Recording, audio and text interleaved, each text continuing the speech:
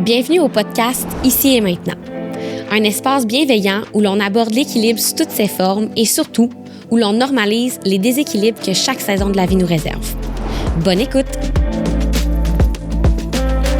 Pour le premier épisode d'Ici et maintenant, j'avais envie de vous expliquer un petit peu le comment du pourquoi derrière la marque. Donc, habituellement, au podcast, je vais être accompagnée d'invités et on va avoir vraiment des échanges puis des discussions sur l'équilibre, les déséquilibres, le bien-être, l'ambition, un beau mix de tout ça. Mais d'abord et avant tout, c'était important pour moi de mettre des mots puis surtout de vous expliquer un petit peu mon histoire parce que tout part de ça, finalement. Donc, ici et maintenant, c'est une idée qui mijote depuis, je dirais, un bon 2 ans. Et ça vient aussi d'une valeur qui est profondément ancrée dans mon cœur. Et ça fait très longtemps que j'ai cette valeur-là. Je dirais, bon, c'est une valeur, ça pourrait aussi être une façon de voir la vie. La vie, elle est pas éternelle. Hein? On sait pas quand est-ce qu'on va partir. Moi, j'ai appris ça très jeune. À l'âge de 5 ans, mon père, il est décédé. Il avait eu un cancer incurable pendant 3 ans. Puis lui, il est parti, il avait 39 ans. Toute sa vie, il s'était répété qu'il allait pouvoir en profiter à la retraite, qu'il allait pouvoir jouer au golf, qu'il allait avoir plus de temps. Puis finalement, il n'y en a jamais eu de retraite. À ce moment-là, moi, quand il est parti, j'ai jamais compris était où le sens de son décès. Vous devinerez que petite fille, j'ai été beaucoup en réaction, évidemment. Puis c'est seulement rendu à l'université que j'ai donné un sens au fait de pas avoir eu de père, alors que j'avais été dans la colère pas mal toute ma vie par rapport à ça. À l'université, j'ai décidé de donner un sens à tout ça. Puis je me suis fait une promesse, celle de vivre comme si demain c'était ma dernière journée et de pas remettre finalement mon équilibre puis mon bien-être, mon bonheur à plus tard. À l'université, j'étais excessivement impliquée. Donc, au-delà de faire mes études à temps plein, j'étais aussi impliquée dans des comités. J'avais des emplois à temps partiel, souvent 2. J'ai beaucoup poussé. À ce moment-là, ce dont j'avais besoin dans ma vie, c'était de bâtir ma confiance en moi dans le monde professionnel, prouver ma valeur aussi, puis relever des défis. Puis j'ai vraiment, ça a été mission accomplie, si je peux dire. Mais quand je suis partie de l'université, je me suis fait une promesse, puis c'était vraiment de prendre plus de temps pour moi. Donc, à l'université, j'avais pris beaucoup de temps pour les autres, pour redonner, pour m'impliquer. Puis j'avais envie de prendre plus de temps pour moi. Et c'est pour ça, finalement, que en terminant ma maîtrise, j'ai décidé de me lancer à mon compte en marketing, donc de partir Vitamine B. Puis c'était une façon pour moi, un véhicule finalement, de vraiment m'assurer d'avoir la liberté autour de mon horaire, de prendre mes propres décisions au niveau de ma charge de travail, puis de faire ce que je voulais quand je voulais. Par contre, c'est bien beau le vouloir, mais quand on est rendu dans la réalité terrain, qu'on gère une entreprise en croissance, qu'on offre un bon service, puis que les gens sont contents, qu'ils te réfèrent, c'est une toute autre histoire. Alors, Vitamine B, on a eu, c'est ça fait maintenant 4 ans et on a eu une belle croissance. J'ai débuté toute seule, puis j'ai agrandi l'équipe au fil des années.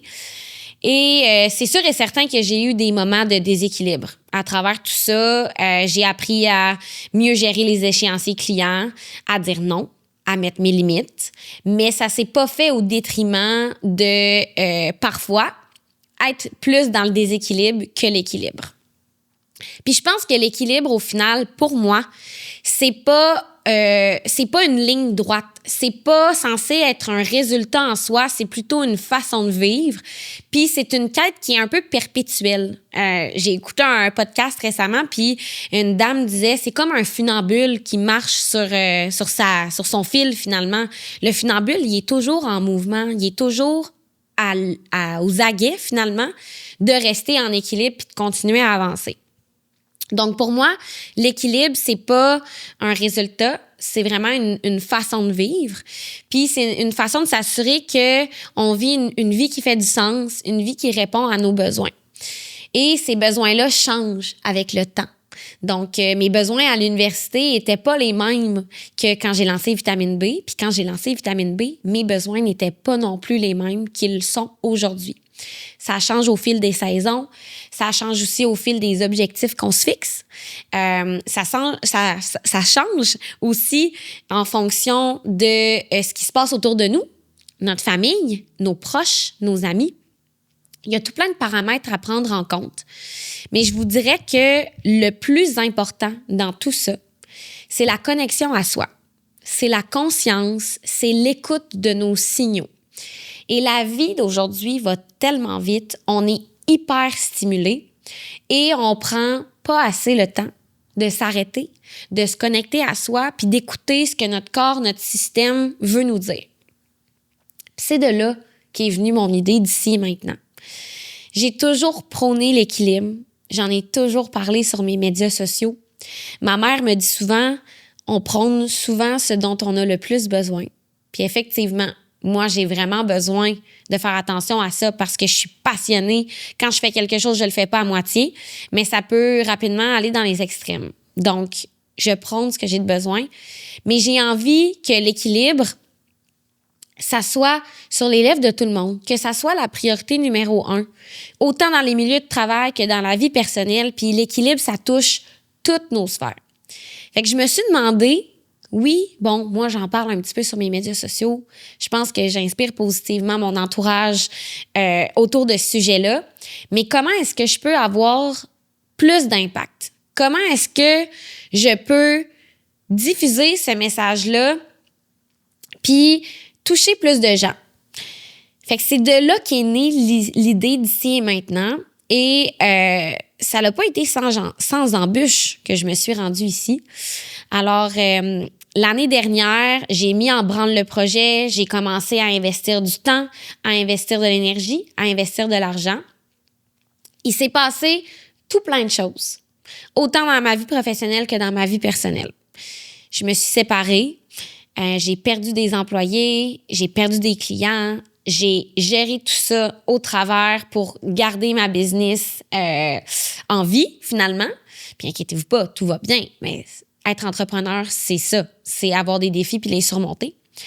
Puis à travers tout ça, ben là, je décidais de lancer un nouveau projet, une toute nouvelle entreprise. Puis je me suis épuisée. J'ai fait un burn-out. Puis comment je me suis rendu compte, dans le fond, que je m'étais épuisée, c'est que je me reconnaissais pas. Puis les gens autour de moi non plus. Moi, ça s'est matérialisé avec plus avoir envie de rien. Puis moi, qui est une personne qui mord dans la vie, qui est toujours partante, qui est motivée, là, je me levais le matin. J'avais beau avoir mes tâches préférées à mon agenda, plein de beaux projets, ce projet-là d'ici et maintenant qui me tient tellement à cœur. Mais je me levais le matin puis j'avais pas envie de rien. Parce que je m'étais oubliée. J'avais oublié d'écouter les signaux de mon corps. J'ai pas vécu mon deuil amoureux. Je me suis mis à fond dans la business parce qu'elle avait besoin de moi. Il fallait que je trouve des solutions. Mais à travers tout ça, je me suis oubliée. Puis, ben là, j'étais fatiguée. Fait que j'ai pris un pas de recul. J'ai mis ici et maintenant sur pause parce que le projet qui prône tant l'équilibre me faisait m'éloigner de mon propre équilibre à moi. Ça faisait pas de sens. Fait que j'ai pris une pause. J'ai mis le projet sur pause plutôt. J'ai pris aussi une semaine de vacances complètement déconnectée. Fait que pas de courriel, j'ai pas ouvert mes messages, rien du tout. Puis c'est drôle parce que cette semaine-là, je l'ai passée 3/4 du temps malade comme un chien. Tu sais, quand on dit que quand le stress puis la pression retombe, le système, des fois, il est vraiment affaibli puis on attrape des microbes. Moi, ça me faisait ça aussi beaucoup à l'université après les périodes d'examen. Fait que j'ai pris une semaine off complètement. Puis j'ai décidé de faire des changements importants dans ma vie après mon retour de cette semaine-là de vacances. Donc, j'avais pris l'habitude de travailler les fins de semaine. Pas nécessairement toute la journée, mais je mettais jamais mon cerveau à off. Fait que j'avais pris l'habitude de travailler les fins de semaine, de finir mes journées tard, des fois de retravailler le soir. À travers tout ça, je continuais de prendre le temps de bouger puis, tu sais, d'avoir une vie sociale bien remplie, mais c'était trop rempli, justement. Fait que je me suis mis des règles assez strictes, puis travailler la fin de semaine, réduire les notifications de travail sur mon téléphone pour vraiment me permettre de déconnecter puis d'avoir une barrière vie personnelle, travail un petit peu plus claire parce qu'on s'entend que quand on est entrepreneur, c'est très difficile de tracer cette ligne-là. Puis quand on est en télétravail aussi parce qu'on travaille de la maison. Puis j'ai instauré des changements dans mon quotidien et pendant, je vous dirais, un bon 3 mois, j'ai été sur un horaire réduit. Donc, je faisais pas plus que 30 heures par semaine. J'étais pas capable d'en faire plus et j'avais pas envie d'en faire plus. Avec le temps que j'ai créé, cet espace-là, je faisais pas grand-chose.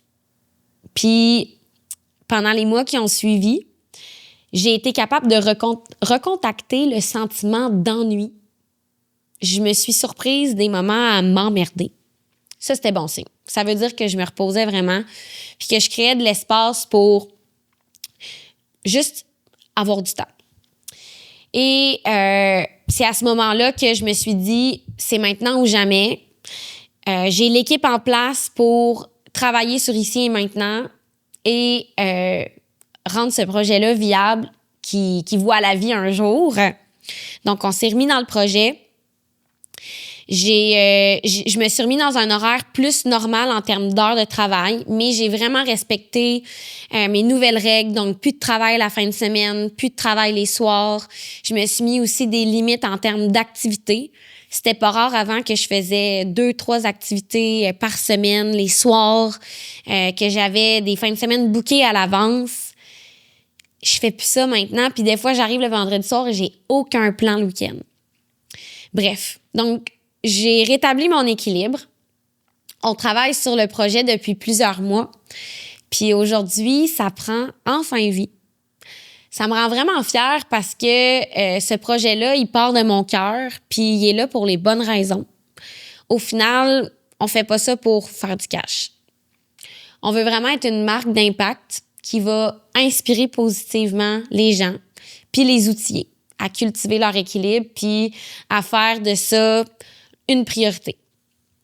Donc, avec le podcast, ce qui vous attend dans les prochains épisodes, c'est des partages authentiques, des histoires inspirantes, des histoires de succès, mais aussi de déséquilibre. Je vais recevoir des gens issus de tout plein de milieux différents, pas juste des entrepreneurs, des métiers, des histoires de vie vraiment diversifiées. Puis ce que j'ai envie de créer avec ce podcast-là, finalement, c'est vraiment de montrer que l'équilibre, c'est pas une recette parfaite, ni une recette partagée. C'est qu'on a tous notre propre recette et que cette recette-là, elle change au fil du temps. Le podcast va vraiment permettre de donner un arc-en-ciel de couleurs à l'équilibre, puis de montrer que chacun a sa propre recette gagnante. Puis l'objectif, ça va vraiment être de pouvoir s'inspirer, puis de dire « Ah, ça me plaît.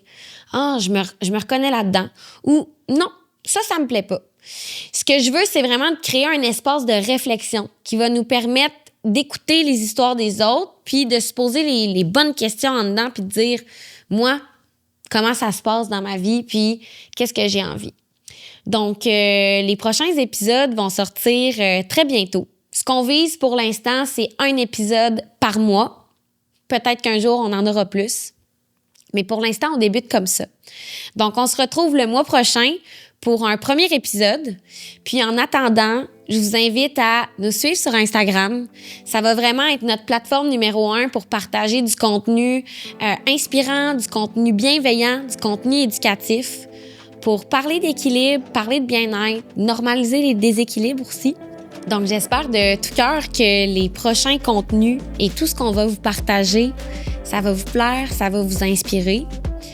Puis surtout, n'oubliez pas une fois de temps en temps de prendre un moment dans l'ici et maintenant, puis de prendre soin de vous.